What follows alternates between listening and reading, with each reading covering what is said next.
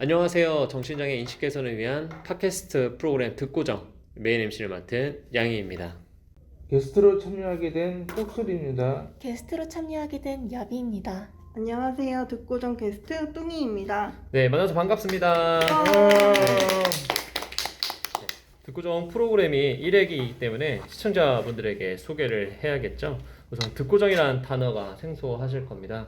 국어 사전에 따르면 다른 사람의 말이나 소리에 스스로 귀 기울이거나 다른 사람의 말을 받아들이고자 듣는다는 뜻을 가지고 있습니다. 프로그램의 목적과 단어의 의미를 맞추고자 듣고정으로 서명시도 지어봤는데요. 게스트분들이 함께 해주시면 좋을 것 같습니다. 제가 음을 띄워드리면 한 분씩 이야기를 해주시면 좋을 것 같습니다. 네. 첫 번째, 듣기만 해주세요. 고정관념과 편견 해소를 위한 정신장애인의 진솔한 목소리. 네, 단어 뜻풀이에서 어떤 프로그램인지 느껴지시나요?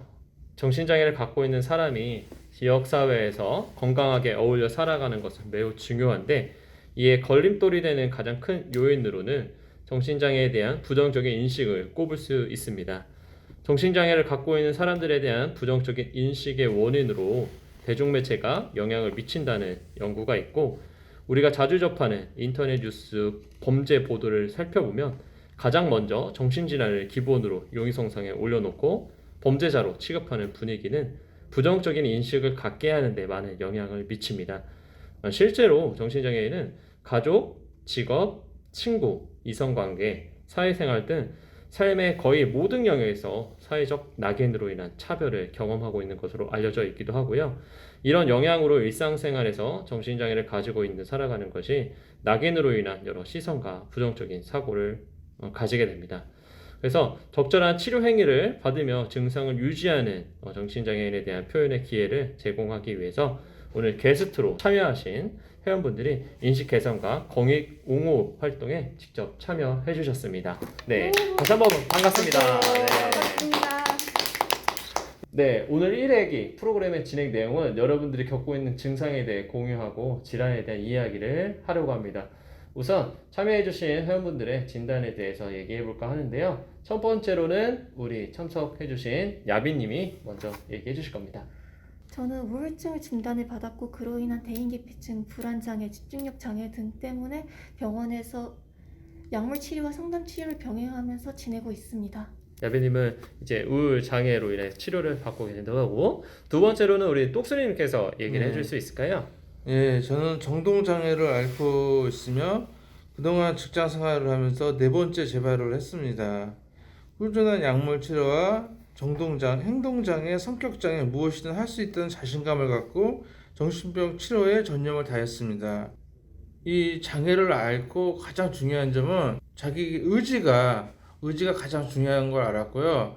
그리고 항상 마음을 잘 조절하고 항상 감정 조절을 잘 할 수 있는 그런 자기들 이렇게 이런 프로그램 계기를 통해서 더 하나의 힘을 얻는 더 하나의 더 그런 더 발자취를 더 함께 더 넓혀 나가는 더 길이 더 보이는 그런 삶을 지니도록 노력하며 살겠습니다. 네, 말씀해 주셔서 감사하고요. 세 번째로 우리 뚱이님. 네, 저는 듣고정 게스트 뚱이입니다. 저는 병원에서 진단받은 거는 현재 PTS라는 외상후 스트레스 장애와 중증의 우울증 그리고 공황장애가 있고요.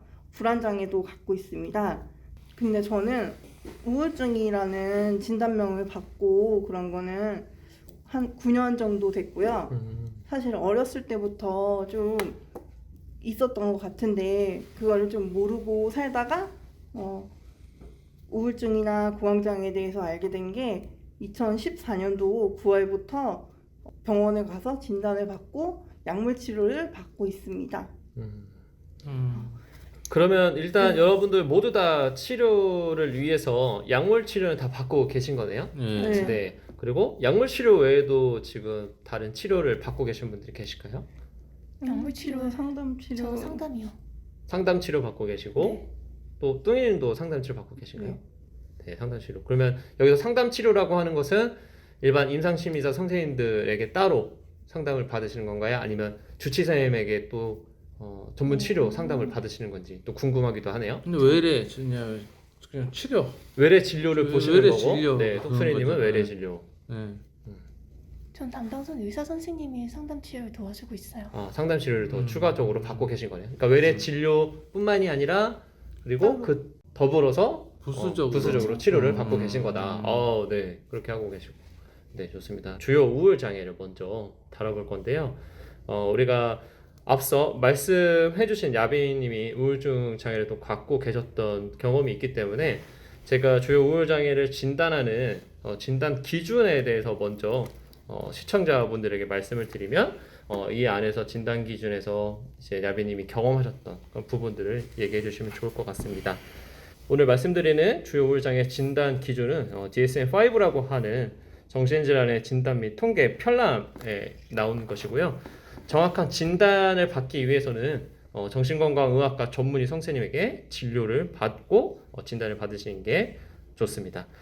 네, 주요 우울장애 진단 기준을 좀 먼저 말씀을 드리면은 A 부분, 다음의 증상 가운데 5가지 또는 그 이상의 증상이 2주 연속으로 지속되며 이전의 기능 상태와 비교할 때 변화를 보이는 경우, 증상 가운데 적어도 하나는 우울 기분이거나 흥미나 즐거움의 상실이어야 한다. 그래서 A 1번을 말씀드리도록 하겠습니다. 1번부터 9번이 있는데요. 첫 번째 1번, 하루 중 대부분 그리고 거의 매일 지속되는 우울 기분에 대해 주관적으로 보고한다. 객관적으로 관찰되기도 합니다. 여기서 객관적으로 관찰된다는 것은 눈물을 흘린다는 모습들도 우리가 볼 수 있겠고요. 2번, 거의 매일 하루 중 대부분 거의 또는 모든 일상 활동에 대해 흥미나 즐거움이 뚜렷하게 저하된다. 3번, 체중 조절을 하고 있지 않은 상태에서 의미 있는 체중의 감소, 예를 들어 1개월 동안 5% 이상의 체중 변화가 일어나는 것들, 또는 체중의 증가, 거의 매일 나타나는 식욕의 감소나 증가가 있다고 하네요. 4번, 거의 매일 나타나는 불면이나 과다 수면, 잠을 못 주무시는 경우도 있고 또는 반대로 잠을 너무 많이 경우가 있다고 합니다. 5번, 거의 매일 나타나는 정신운동 초조나 지연. 6번, 거의 매일 나타나는 피로나 활력의 상실. 7번, 거의 매일 무가치감 또는 과도하거나 부적절한 죄책감을 느낀다. 8번, 거의 매일 나타나는 사고력이나 집중력의 감소 또는 우유부단함. 그리고 9번, 반복적인 죽음에 대한 생각들, 구체적인 계획 없이 반복되는 자살사고 또는 자살 시도나 자살 수행에 대한 구체적인 계획이 있습니다. 자, 그래서 이거는 진단 기준 A였고요. 그리고 B부터 E가 있는데 다시 한번 설명드리도록 하겠습니다. B, 증상이 사회적, 직업적 또는 다른 중요한 기능 영역에서 임상적으로 현재의 고통이나 손상을 초래하고, C, 사파가 물질의 생리적 효과나 다른 의학적 상태로 우호한 것이 아니다. D, 주요 우울 사파가 조현종동장애, 조현병, 조현양상장애, 망상장애, 달리 명시된 또는 명시되지 않은 조현병 스펙트럼 및 기타 병적 장애로 더 잘 설명되지 않는다. 2. 조증 사파 및 혹은 경조증 사파가 존재한 적이 없다 라고 나와 있습니다. 물론 이제 그 진단적 특징을 보면 이 핵심적인 증상들은 뭐 체중 변화나 자살 사고를 제외하고는 거의 매일 존재해야 된다고 하는데요. 이제 이 중에서 나왔던 진단 기준 중 여러 증상들이 있는데 우리 야빈님께서 이야기해 줄 수 있는 어떤 경험들이 좀 있으실까요? 저 같은 경우는 사람들이랑 같이 있으면 많이 무기력해져요. 아, 많이 무기력해진다고요? 네, 그리고 불안해서 좀 안 좋은 생각들이 많이 떠올라요. 그것 때문에 대학을 다녔다가 1학기만 하고 그냥 바로 그만뒀거든요. 왜냐하면 좀 안 좋은 충동 같은 게 많이 밀려와요. 상담 치료는 약물 치료 해가지고 하긴 하지만 아직까지 좀 쉽진 않더라고요. 그래도 똑소리님이 이야기했던 것처럼 최대한 긍정적으로 생각하려 하고, 밤 같은 날에는 좀 제가 불안해지는 게 심한 시기더라고요. 그때가. 그래서 그땐 그냥 일찍 자요. 그냥 어두워지면 그냥 자요. 7시, 8시 그럴 때 그냥 자버리고, 그런 식으로 일단 이겨내고 있고, 불안한 생각이 들 때면 최대한 긍정적인 쪽으로 돌리고 싶으니까 일부러 생각을 그냥 그만둔다거나 예를 들어 운동을 한다면 거기 전념할 수 있잖아요. 생각을 하지 않을 수 있잖아요. 그렇죠. 그래서 그걸 생각을 최대한 안 하려고 해요. 왜냐하면 제가 처음에 긍정적으로 하려고 노력은 했지만 어떻게 생각을 하더라도 결국에는 안 좋은 쪽으로 빠지게 되더라고요. 좋은 쪽으로 하다가도 꼬리에 꼬리 물다가 엉뚱한 쪽으로 빠지고 그러다가 괜히 더 힘들어질 때가 많았어요. 그래서 지금은 안 좋은 충동에 밀려올 때면 그냥 생각을 하지 않는 쪽으로 집중을 하고 있어요. 이런저런 방법을 시도해봤지만 이게 일단 지금 제가 할 수 있는 최선이더라고요. 그러면 여러 시도는 해보셨고 지금 네. 현재 나빈님께서 쓰시는 여러 가지 노하우 중에 하나는 사고를 중단하는 거, 그렇죠? 그게 사고를 중단하는 것도 여러 가지가 있겠죠. 네. 그 증상이 나타나고 만약에 증상이 내가 집에 있는데 증상들이 계속 나타난다고 한다면 집 밖으로 나가는 것들, 그렇죠. 그렇죠? 그 운동을 하다가도 그런 안 좋은 생각들, 흔히 이제 극단적인 생각이나 또는 어떤 부정적인 생각들이 해도 난다면 운동을 잠깐 중단하는 것들, 그 사고에서 약간 벗어나는 것들이 주위 환경을 좀 바꾸시는 것들도 좋은 방법인 것 같아요. 그럼 나비님께서는 약물 치료를 받으신 거는 대학교 1학년 때이셨던 건가요? 대학 다니기 이전부터요. 제가 사실 병원에 갈 수 있었던 것도 센터의 도움이 컸거든요. 왜냐하면 사실 이전부터 제가 증상이 있어가지고 병원 가고 싶다, 상담 치료 받고 싶다 부모님한테 이야기는 했었지만 아까 이야기했다시피 그러면 미친 사람 취급받는다고 병원을 못 가게 막았거든요, 부모님이. 그래서 어쩌지 하다가 제가 상담 사이트에 상담글을 써서 올리니까 여길 소개해 주더라고요. 그래서 일단 소개받아서 전화하니까 일단 이야기하니까 거기 선생님들이 저희 가족들을 만나 설득해가지고 제가 지금 치료를 받을 수 있게 된 거예요. 맞습니다. 그 많은 분들이 아직까지도 정신건강의학과에 대한 편견이 있으세요. 근데 여러분들 뭐 병원 가서 외래 대기하셔서 보셔서 아시겠지만 연령대가 혹시 다양한가요? 아니면 딱 특정 지어서 있나요? 굉장히 다양해요. 그렇죠. 굉장히 다양하셨고 또 똑스님이 경험하셨던 외래 진료 환경은 좀 어떠세요? 노인들도 참 많다는 거. 노인들도 굉장히 많죠. 이제 앞으로 노인에 대해서 노인병원 기어도 노인병원 있잖아요. 머리 좋아요. 옛날에도 내가 거기 얘기했는데 노인들이 많아요.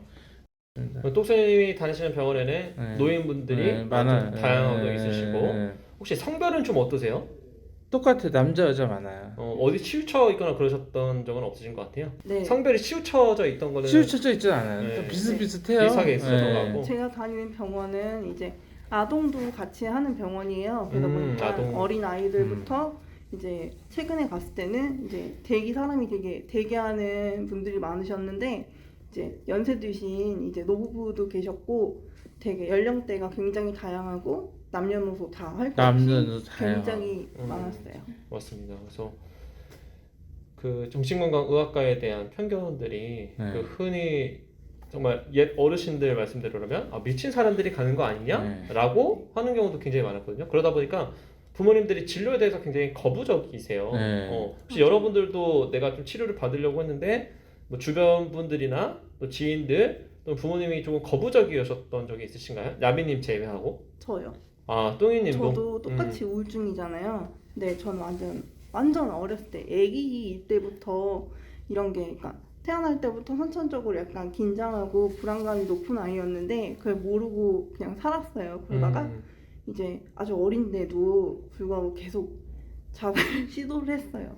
그러셨군요. 그걸 꾸준히 했는데 이제 주위에서도 이제 불안해하고 늘 이제 남들과 다르고 항상 울고 이게 대표적이었어요. 그러다 보니까 한번 이게 병원 데려가봐라고 저희 어머니께 말씀드렸는데 그걸 듣고 왜 애를 그런 데 데려가냐 그래서 안 될 것 같고 그대로 방치돼서 쭉 부모님이 맞벌이셨거든요. 그래서 그렇게 쭉 힘들게 크다가 이제 나중에 커서 저 같은 경우에는 2008년 돼서 이제 아버지께서 그때 좀 애가 계속 죽으려고 하고 자살 시도를 하고 정신을 이렇게 못 차리고 봤을 때 일반적인 생활이 안 되니까 데려갔는데 그때 처음 진단을 제대로 받았어요. 그러셨군요. 네. 혹시 똑순이님은 병원 진료는 먼저 자발적으로 가셨나요? 아니면 주위에 권유나 이런 부분도 좀 있으셨나요? 저는 처음에 엄청났어요. 그냥 못 갔죠. 제가 어떻게 가요? 혹시 못 가신 이유가 좀 있으셨을까요?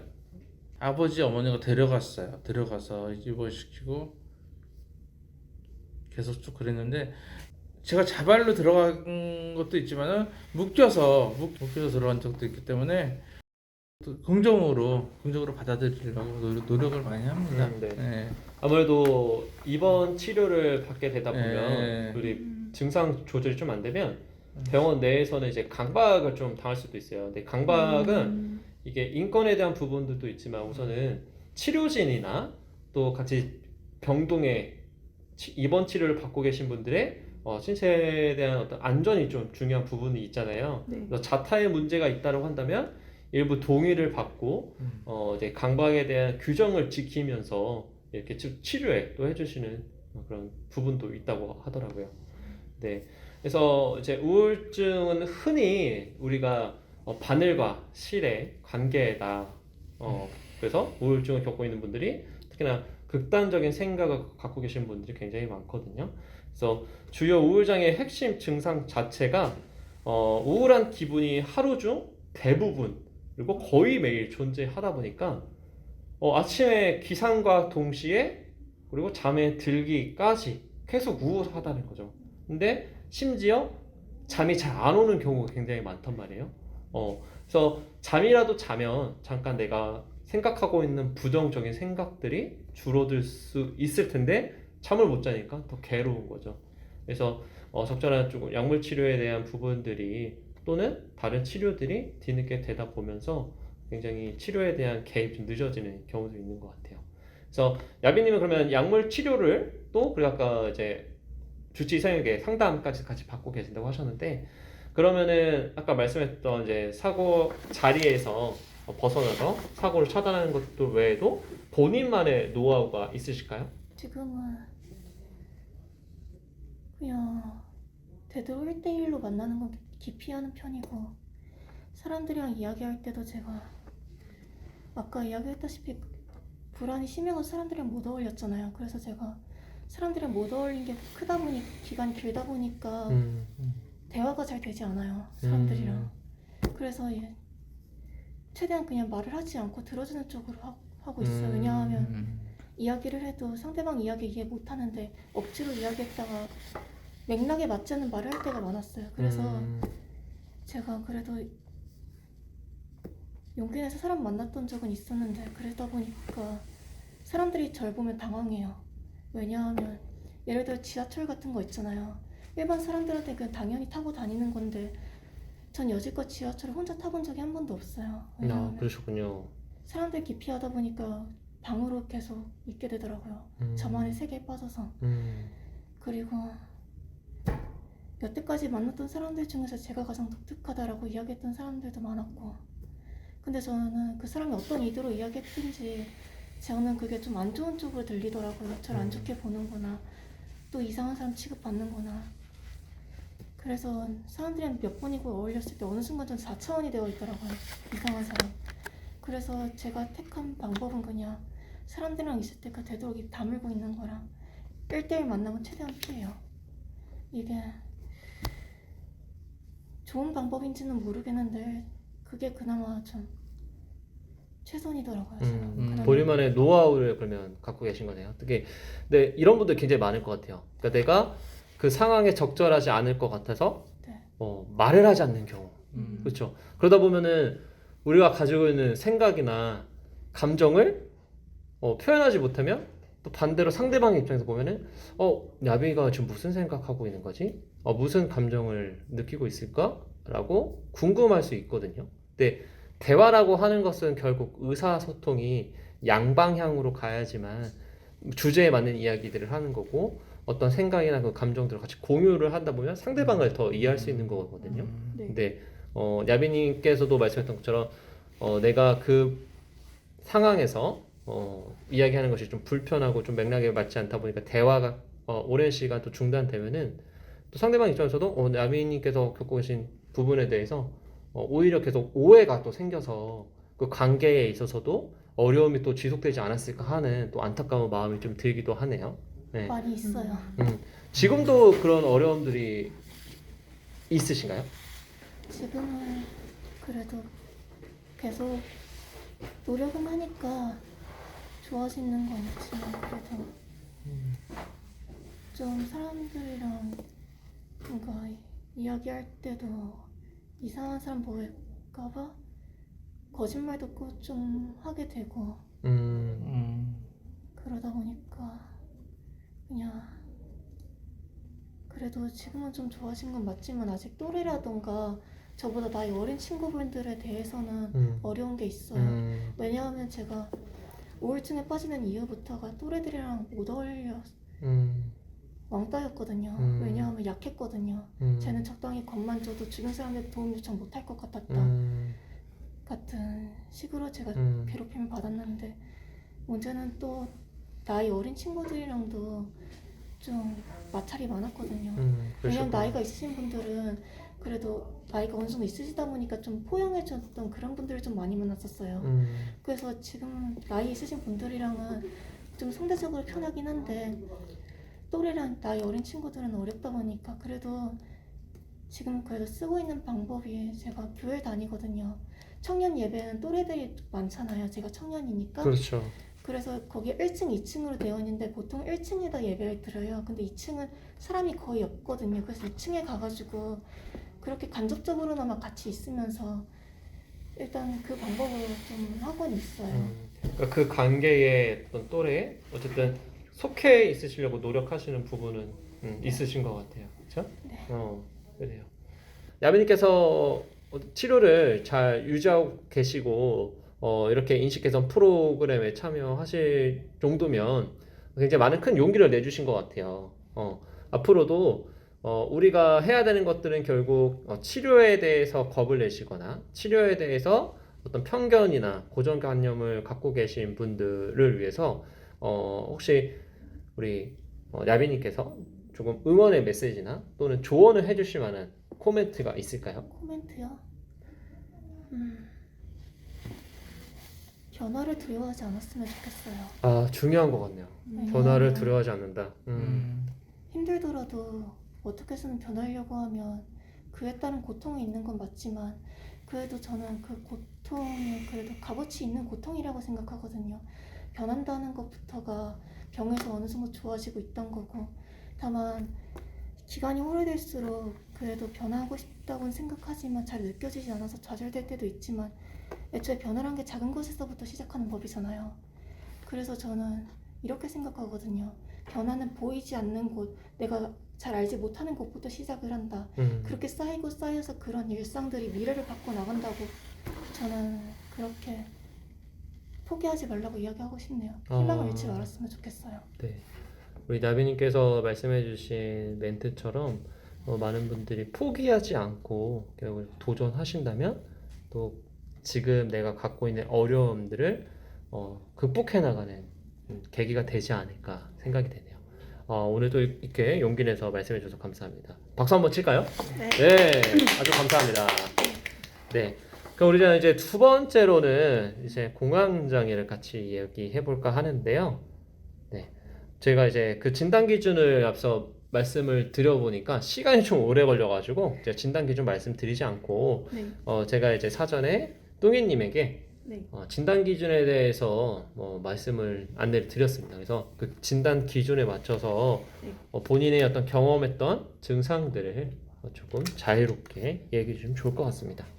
저는 공황장애 증상에 일단 내가 해당되는 사항이 있어요. 그 중에 4가지 이상의 증상이 나타나면 이제 공황장애라고 하는데 1번부터 13번까지가 있는데요. 대표적으로 전 사실 1번부터 13번 모두 해당이 돼요. 아, 그러셨군요. 해당이 되고 네. 이 중에 그러니까 한 번에 이 13가지 반응들이 확 오는 건 아니고 어떤 날에는 이런 증상, 어떤 날에는 그 증상이 좀 달라요.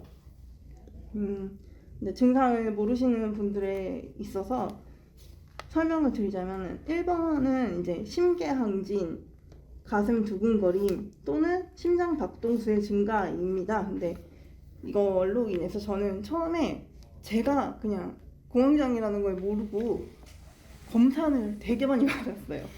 막 심장에다가 뭐 이것저것 기계 꽂고 하루 동안 막 있는 것도 해보고 별 검사를 다 했는데 증상 이상이 없다고 하고 나는 분명히 이상한데?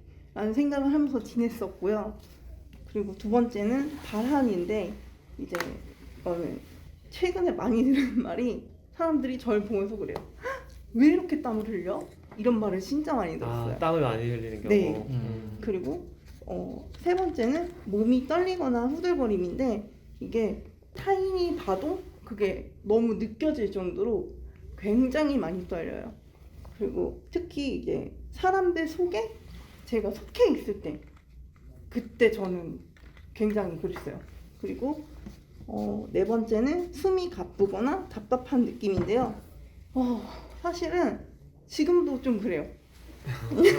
아무래도 이제 우리가 녹음을 하고 있다 보니까 우리 뚱이님께서 조금 긴장감도 있어서 그러지 않을까 그런 네. 생각이 드네요. 그래서 말하다가 막 이제 과호흡이 오기도 하고 지금 숨이 가쁘고 가슴은 너무 답답하고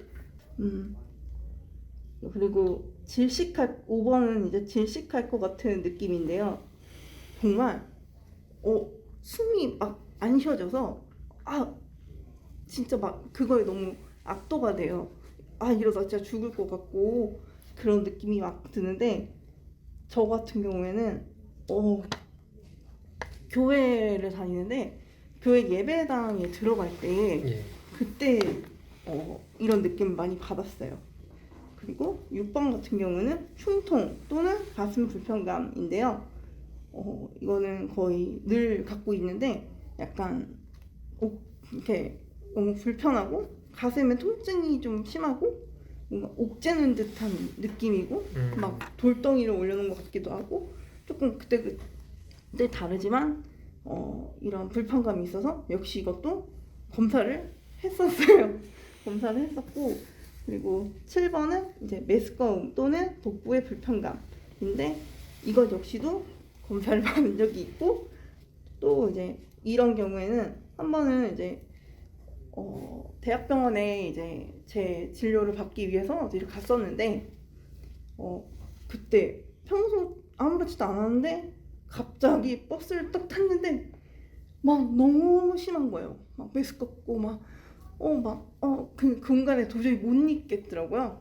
그래서 그냥 바로 그 버스에서 내려서 정류장에 한참 앉아 있다가 한 15분 지나고 나서 결국엔 택시를 타고 되게 짧은 거리였지만 택시를 타고 병원에 갔던 기억이 있어요. 병원으로 또 가셨군요. 네. 네, 아니 어차피 그때 당시에 이제 대학병원을 가서 다른 진료를 봐야 하는 상황이었는데 그렇게 돼가지고 좀 그랬던 경험이 있고 8번 같은 경우는 이제 어지럽거나 불안정하거나 멍한 느낌이 들거나 쓰러질 것 같은 근데 이것 또한 겪은 건데 여기서 말하는 것처럼 어지러울 때도 있고 굉장히 불안정할 때도 있고 이거는 이제 누가 봐도 남이 봐도 되게 불안해 보인다거나 뭐 약간 눈빛이 다르다거나 뭐 그런 적이 많았어요. 그래서 그런 얘기를 실제로 듣기도 하고 그리고 쓰러질 것 같고 막 이런 거.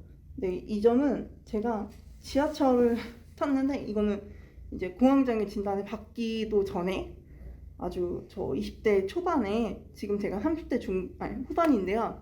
20대 초반에 이제 남자친구와 데이트하러 지하철 타고 가는 중간에 갑자기 이런 느낌을 너무 받은 거예요. 그래서 나 지금 안 될 것 같아. 그래요. 그때는 제가 그런 것도 몰랐으니까 네. 그냥 무조건 내려서 중간에 이제 빨리 물이든 뭐 이온 음료 좀 사다 달라고 그렇게 막 외쳐가지고 이제 남자친구 사는 동안에 조금 심호흡을 하고 왜 이러지? 그냥 그 생각만 하고 이렇게 지냈었는데 제가 공황장애를 판단받고 나서는 이제 내가 그때 공황이 있었구나. 증상이 있었구나 그때 느끼셨던 이런 거군요. 걸 느낄 때가 되게 많아요. 그래서 그리고 이어서 하자면 이제 9번 같은 경우는 춥거나 화끈거리는 느낌인데요. 이것도 진짜 막 그냥 뭐 추운 상황도 아닌데 갑자기 막 손발이 엄청 차가워지고 막 뭔가 오들오들 춥다거나 예를 들면 저 같은 경우는 화끈거리는 게 굉장히 자주 있어요. 이렇게 사람과 이야기를 할 때 누군가 대화를 할 때 얼굴이 확 달아올라요. 그러면서 막 숨쉬는 것도 힘들고 막 대화할 때도 막 얼굴도 막 새빨개지고 막 손도 빨개지고 막 그래서 보는 사람도 갑자기 왜 그래? 라는 말을 많이 하고요. 그리고 10번 같은 경우에는 감각 이상인데요. 감각이 둔해지거나 따끔거리는 느낌이에요. 근데 이거는 조금 어떻게 얘기해야 할지는 잘 모르겠지만 제가 그래서 가끔 그럴 때 주위에 누가 뭐 엄마나 이제 가족이 있으면 얘기를 해요. 나 여기 이상해 지금. 여기 만져봐. 왜 따끔거리지? 뭐 물었나? 아 뭐지? 왜지? 막 이러면서 피부가 막 엄청 따가운 게 막 느껴질 때가 많아요. 그러다 보니까 옷에서도 되게 예민한 게 크고요. 좀 둔할 때도 있어요. 그래서 뭔가 제가 엄청 다쳤는데 그걸 몰라요. 아, 모를 때도 있으세요? 네, 모를 때가 어. 굉장히 많아요. 제일 흔한 게 이제 설거지를 하다가 뭔가 찔리거나 이렇게 베었는데 다 하고 나서 나중에 이제 하고 쉬고 있는데 막 알이 와요. 그래서 왜 알이지? 하고 보면은 거기다 베어 있거나 이런 경우도 많고요. 그리고 11번은 이제 비현실감이라고 현실이 아닌 것 같은 느낌 혹은 이인증이라는 나에게서 내가 분리된 느낌이라는 건데 정말 이런 이 점도 되게 느낀 적이 있었어요. 그 소그룹 하는 그 공간이었는데 거기서 이렇게 얘기를 하고 있는데 그냥 제가 그 공간에 있는 것 같지도 않았고요. 어떤 느낌이냐면은 되게 암흑 속에 엄청 새카만데 막 사람들 말소리 같은 것만 막 환청처럼 막 이렇게 들리는 거예요. 그런 환청처럼 또 들리는 경우도 또 네, 있나 막 보네요. 아니 환청은 아니라 그쵸. 그 사람들 속에 제가 소그룹 안에 이렇게 지금처럼 앉아 있는데 막 얘기를 나누잖아요. 근데 저희가 거기에 보면 같이 이렇게 속해서 얘기를 하고 있는데 저는 그냥 이게 아무것도 안 보이고 분리되어 막 있는 그런 느낌. 말들만 막 말소리 같은 것만 들리는데 그 말소리도 막 이렇게 박혀서 들리는 게 아니라 막 웅성거리듯이 그렇게 제가 그 공간에 있는 것 같지 않은 느낌이 든 적도 있고 뭔가 내가 붕 떠 있는 느낌이 들기도 하고 혹은 이제 이게 내가 지금 살아있는 이게 현실이 맞나? 막 그런 이거를 느낀 적도 굉장히 많았어요. 말 그대로 정말 비현실감을 느끼신 거네요. 네. 현실감 없이 분리되어 있는 느낌들을 좀 보시군요. 이제 12번은 이제 스스로 통제할 수가 없거나 미칠 것 같은 두려움이거든요. 정말 여기서 스스로 통제가 안 되는 게 공황장애에서 제일 힘든 거고요. 누구나 그렇겠지만 그렇죠. 그리고 정말 미칠 것 같은 두려움이라는 건 말 그대로 그냥 글자 그대로 정말 미칠 것 같아요. 그래서 와 미쳐버릴 것 같아서 막 그냥 팔짝팔짝 뛰고 막 난리가 나요. 그런 적도 굉장히 많아요. 그러니까 남들이 볼 때는 왜 저럴 일이 아닌데? 그렇게 느끼기도 하고요.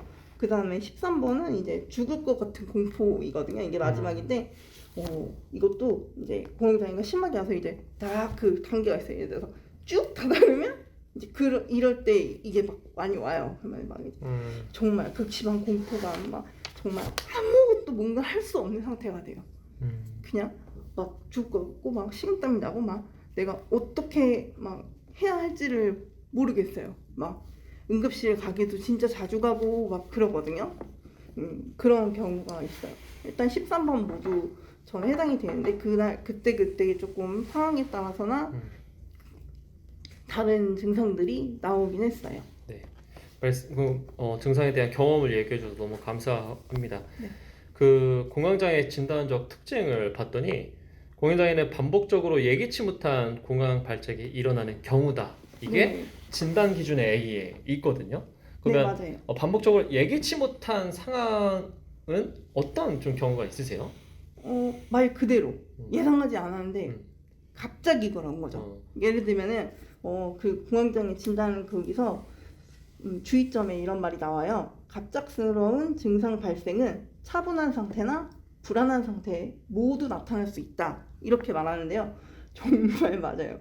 차분한 상태에서 나오고 불안한 상태에서 나오는데 예를 들면 차분한 상태는 제가 혼자 TV를 되게 재밌는 프로를 보고 있었어요. 혼자서 누워서 막 계속 와 하고 웃고 있었는데 음. 갑자기 공황이 온 거예요. 그래서- 증상이 갑자기 예기치 못한 상황이네요, 정말. 막 숨도 안 쉬어지고 막 가슴에 통증도 있고 막 미쳐버릴 것 같은 거예요. 그래서 막 가슴을 이렇게 부여잡고 혼자 막 그 바닥에 막 뒹굴면서 제발 온몸이 덜덜 떨리면서 제발 빨리 지나가게 해주세요 이러면서 막 그때는 막 이제 일단은 안정이 어느 정도 될 때까지는 그런 상황에서 계속 뒹굴고 있었고 조금 괜찮아지고 나서 이제 다시 뭐 일어나서 물을 마신다던가 막 그런 식으로 하거든요. 그리고 증상이 심할 때는 이제 병원에서 지어온 약물을 처방받은 거를 이제 복용을 하고 그러면 조금 그게 가라앉는 게 딱 느껴져요. 공황 같은 경우에는 약물 치료가 정말 중요해요. 그러셨군요.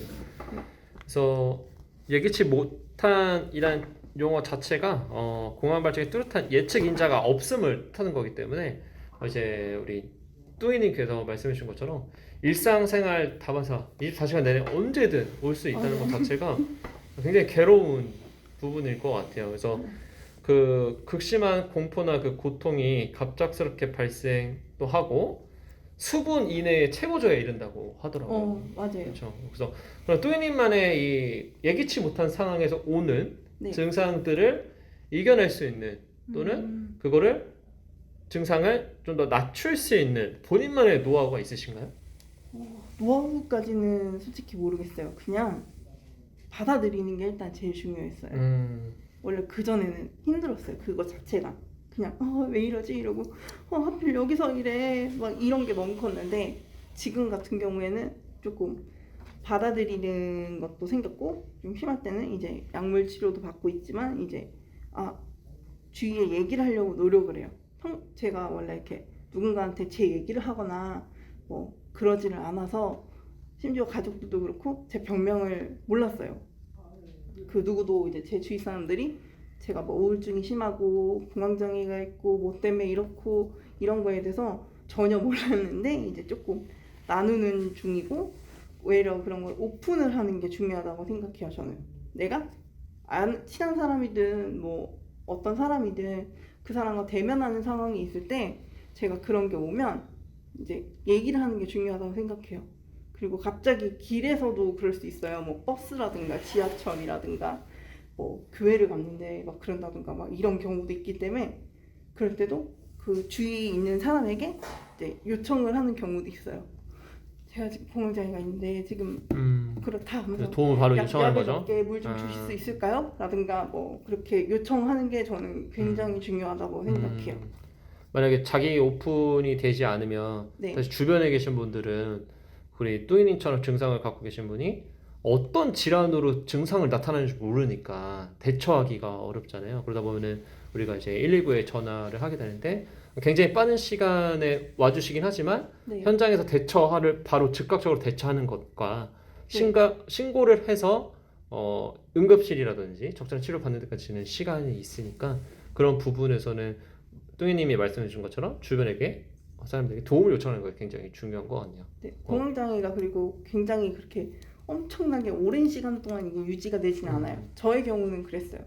그러다 보니까는 그때 뭔가 대처를 한다거나 그냥 그걸 받아들이거나 그냥 막 이렇게 떨리면 그 떨림 그대로 그냥 안고 이제 혼자 심호흡을 한다든가 막 그런 하는 게 더 도움이 많이 됐어요. 심호흡. 네. 사실 매스컴에서도 많이 나오지만 결국 그 증상을 좀 받아들이고 절대 아무 일도 안 일어날 거라는 그 믿음이 굉장히 또 중요하다고 말씀을 해주시더라고요. 그래서 마지막으로 말씀하셨던 그 공황 발작의 심각도나 빈도는 또 매우 다양하기 때문에 사람마다 대처하는 것들이 굉장히 상이하다. 그래서 본인만의 가지고 있는 루틴, 규칙들을 준수하는 것도 굉장히 중요할 것 같아요. 그래서 네. 마지막으로 그럼 뚜이님이 혹여나 이제 공황 장애를 대해서 좀 더 증상을 갖고 계신 분들에게 또는 증상을 또 겪게 되실 수 있는 분들에게 혹시 좀 이야기를 또 해주실 부분이 있을까요? 치료적인 부분에서. 치료는 사실 의사 선생님한테 가서 약물 치료하는 게 제일 좋습니다. 그리고 말하고 싶은 거는 제가 방금 말씀드린 노하우까지는 아니지만 말씀드린 것처럼 인정하는 거 제일 중요한 것 같아요. 그러니까 오픈하는 거예요. 그러니까 만약에 내가 그런 상황일 때 이렇게 누군가에게 오픈을 해서 뭐 꼭 내 병을 알릴 거야가 아니라 제가 지금 이런 상황인데 이렇게 도움을 줄 수 있을까요? 라고 오픈을 하는 거 되게 중요한 것 같고요.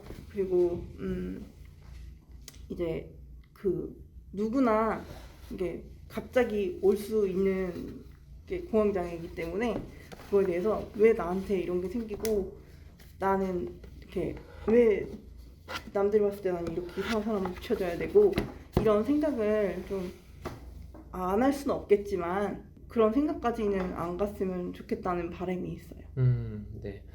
또 이제 똥이님도 말씀해 주셨지만 정신건강의학과에서 치료를 받기 전에 다른 신체 검사를 또 그러니까 일반 네. 내과 병원 이렇게 가시는 분들도 많더라고요. 그래서 네.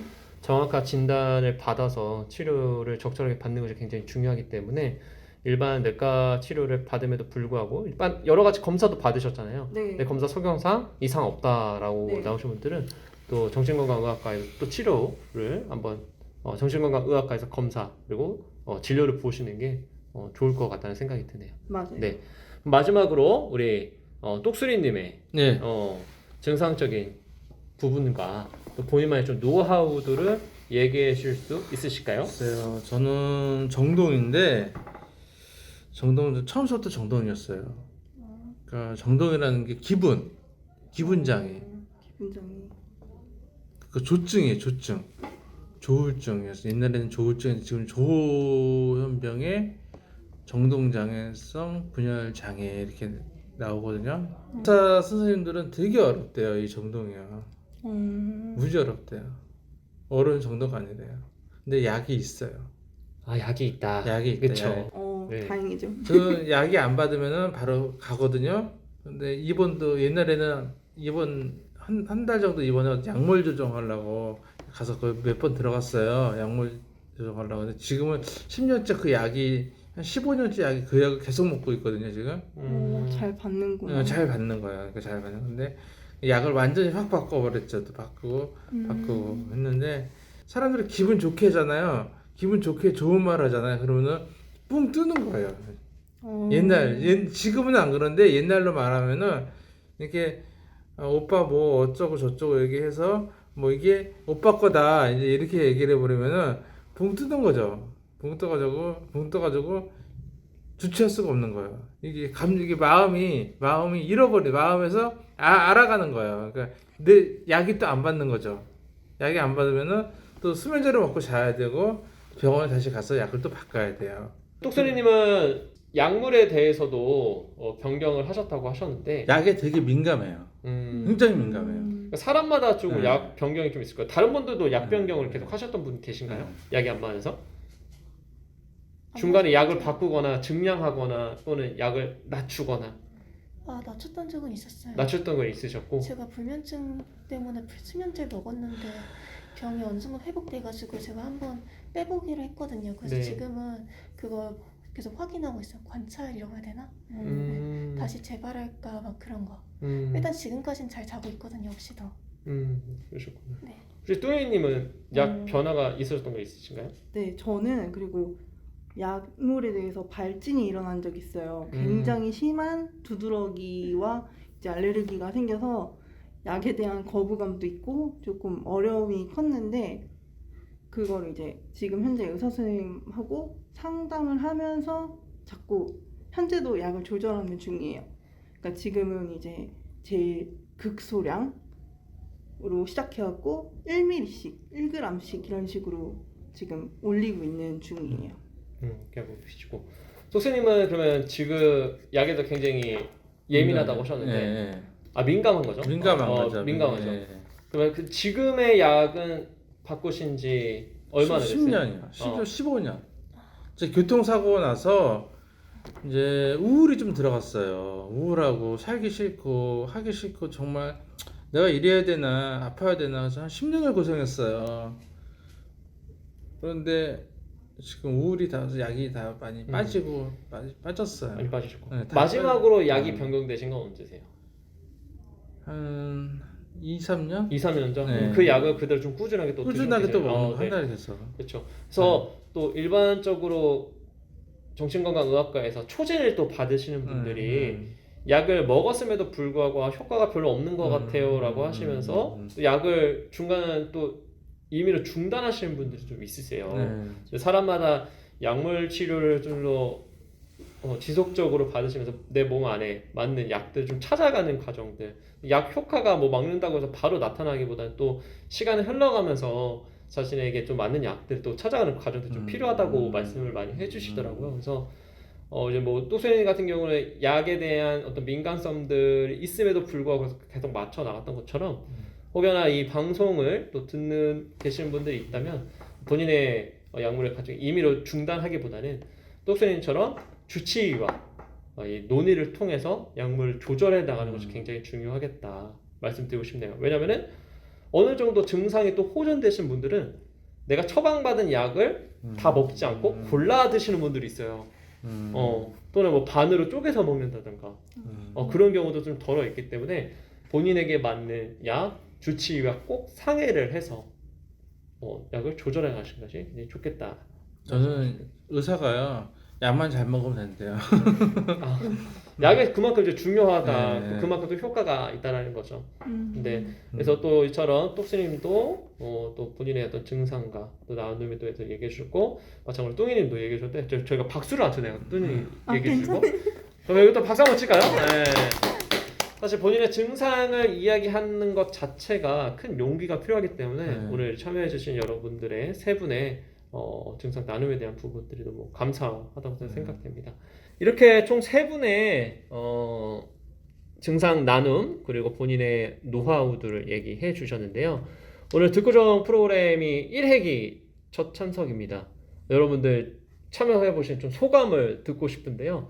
먼저 얘기를 해주실 분 계실까요? 그럼 네, 그럼 뚱이님께서 오늘 첫 회기 1회기 프로그램 참석에 대한 소감을 네. 자유롭게 나눠주시면 좋을 것 같습니다. 일단은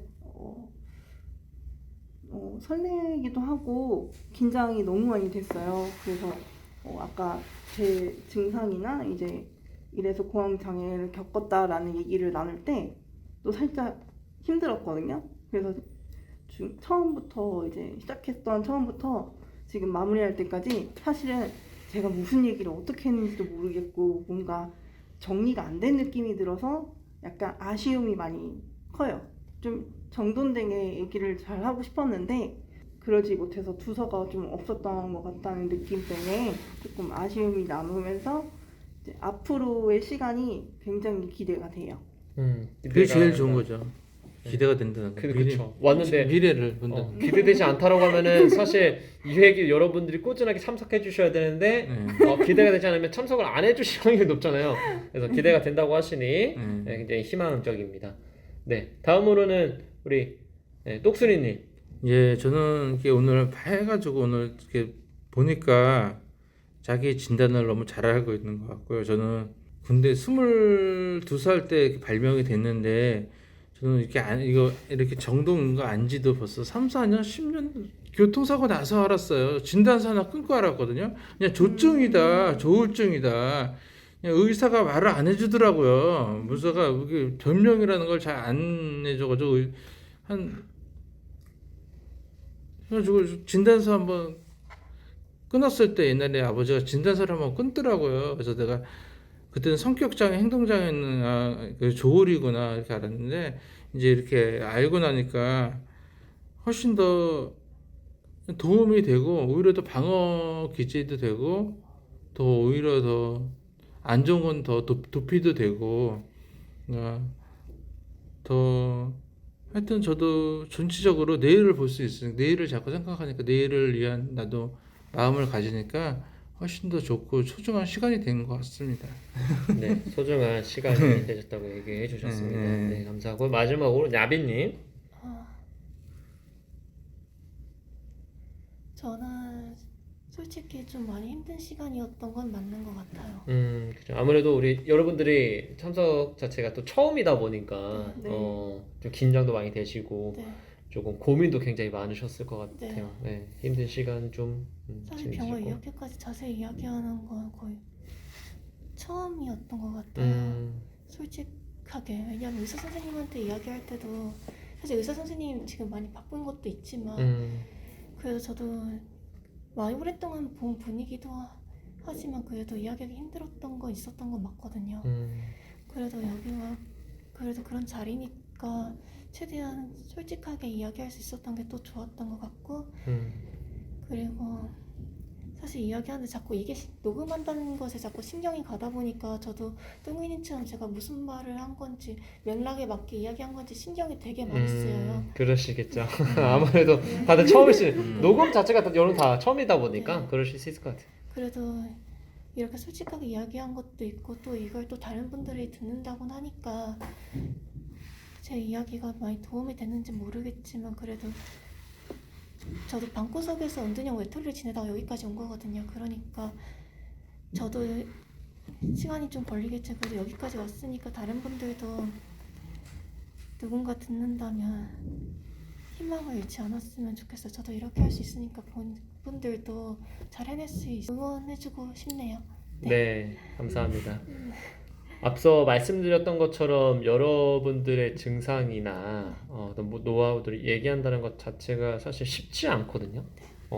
사실 여러분들의 고민거리도 여러분들 가지고 있는 어떤 비밀 얘기들도 아무리 친한 단짝 친구에게도 쉽사리 이야기하지 못하는데 하물며 지금 현재 겪고 계신 어떤 증상들 혹은 과거에 겪었던 증상들에 대해서 그 증상과 경험들에 대해서 이야기한다는 것은 정말 큰 용기가 필요한 겁니다.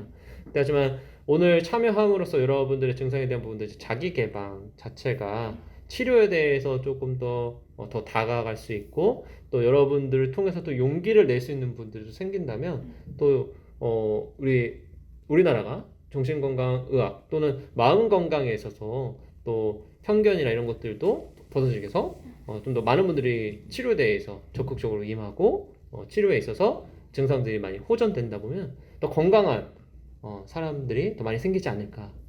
또 다른 사람들 좀 수용해주는 사람들도 분명히 있을 거고요. 네, 그런 시간이었던 것 같습니다. 저 또한 오늘 여러분들과 함께 진행하다 보니까 많은 것들도 알아가는 것 같고 여러분들 더 많이 이해할 수 있는 시간이었던 것 같아요. 그래서 솔직하게 이야기해 주셔서 감사하고요. 다음 2회차에 또 뵙도록 하겠습니다. 네. 고생하셨습니다. 내 것만 알아서 자기 것도 이렇게 살을 들으니까 더 안타깝고 또 치료를 다 열심히 받아야겠고 약도 잘 먹고. 너무 더워. 네, 결론은 생활을 더 잘해야 될 것 같아. 고생하셨어요. 이제 이걸 좀